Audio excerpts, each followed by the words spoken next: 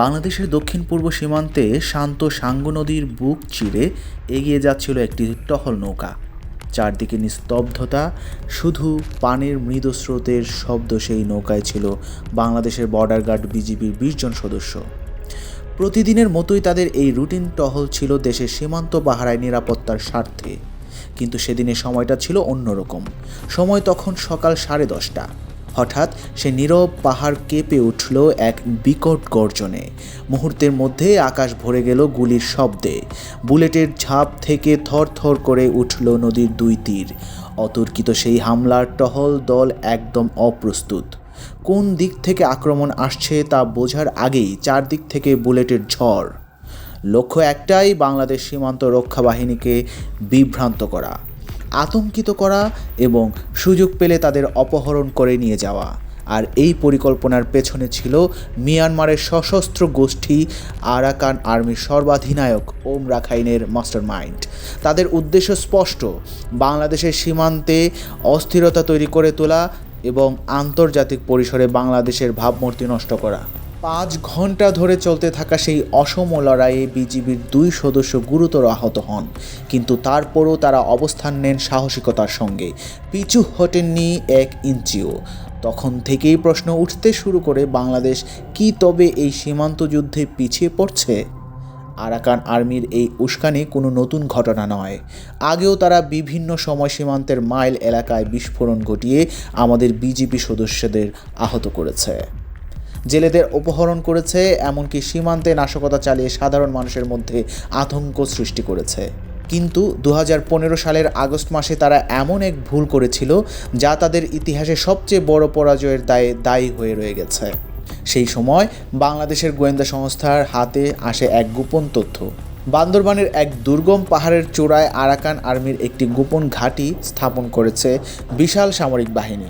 সেখানে চলছে প্রশিক্ষণ, তৈরি হচ্ছে অস্ত্র ভাণ্ডার, মাটির নিচে মজুদ হচ্ছে গোলা বারুদ। খবর পাওয়ার পর বাংলাদেশ সেনাবাহিনীর একটি বিশেষ ইউনিট দ্রুত অভিযান চালিয়ে সেই ঘাঁটিটি ধ্বংস করে দেয়। সেই ঘটনায় আরাকান আর্মির অহংকারের বড় আঘাত লাগে। এরপর থেকেই তারা প্রতিশোধের খোঁজ করছিল, আর সেই প্রতিশোধের আগুনেই জ্বলছিল সেই টহল নৌকার উপর হামলা। কিন্তু তারা তখনও জানতো না, এই অতর্কিত হামলায় হতে যাচ্ছে তাদের ভাগ্য নির্ধারক ভুল পদক্ষেপ। ঢাকায় হেডকোয়ার্টারের যখন খবর পৌঁছালো যে 5 ঘন্টা ধরে সীমান্তে সংঘর্ষ চলছে, তখনই জারি হয় জরুরি অবস্থা। সিদ্ধান্ত আসে, এবার শুধু সীমান্ত রক্ষা নয়, পূর্ণাঙ্গ সামরিক জবাব দেওয়া হবে। দুপুর 3টার আগেই ঘোষণা করা হয় অভিযানের নাম। অভিযানের প্রস্তুতি ছিল নিখুঁত এবং দ্রুত। স্থলপথে যোগ দেয় বাংলাদেশ সেনাবাহিনীর একটি ইউনিট ও বিজিবির বিশেষ দল। জলপথে যোগ দেয় বাংলাদেশ নৌবাহিনীর একটি বিশাল ইউনিট। আর আকাশে তখন উড়তে শুরু করে বাংলাদেশ বিমান বাহিনীর 2টি অত্যাধুনিক F-7 ফাইটার জেট। যেন একসঙ্গে 4 দিক থেকে নেমে আসে মৃত্যু ফেরেস্তা। সামরিক বাহিনীর এই তীব্র প্রস্তুতি দেখে হতভম্ব হয়ে যায় মিয়ানমার সরকার। ঢাকার অনুরোধে তারা সঙ্গে সঙ্গে নিজেদের সীমান্ত বন্ধ করে দেয়, যেন আরাকান আর্মির পালানোর কোনো পথ না থাকে। ঠিক সেটাই হয়। যুদ্ধ শুরু হতেই মুহূর্তের মধ্যে কেঁপে উঠে সীমান্তের পাহাড়ি জনপদ। আকাশ থেকে ঝরে পড়তে থাকে বোমা, স্থল থেকে ছুটে আসে মর্টারের গোলা, সমুদ্র থেকে নেমে আসে নৌবাহিনীর জাহাজ থেকে রকেট। বাংলাদেশ বাহিনীর এমন নির্ভুল ও সমন্বিত আক্রমণ আরাকান আর্মি কোনোভাবেই কল্পনা করেনি। মাত্র 30 মিনিটের মধ্যেই পরিস্থিতি তাদের জন্য নরকে পরিণত হয়। F-7 জেট যখন তাদের ঘাঁটির উপর রম্বর শুরু করে, তখন তাদের মনোবল সম্পূর্ণ ভেঙে পড়ে। যুদ্ধের সেই ভয়াবহ মুহূর্তে আর কোনো প্রতিরোধ গড়ে তুলতে পারেনি আরাকান আর্মি। F-7 জেট যখন তাদের ঘাঁটির উপর বোম্বিং শুরু করে, তখন তাদের মনোবল সম্পূর্ণ ভেঙে পড়ে। যুদ্ধের সেই ভয়াবহ মুহূর্তে আর কোনো প্রতিরোধ গড়ে তুলতে পারেনি আরাকান আর্মি। তারা অস্ত্র গোলাবারুদ ফেলে পালাতে বাধ্য হয়।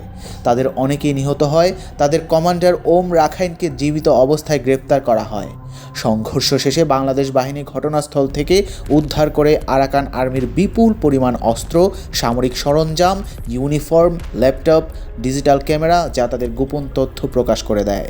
এই সংঘর্ষের ফলাফল ছিল সুদূর প্রসারী।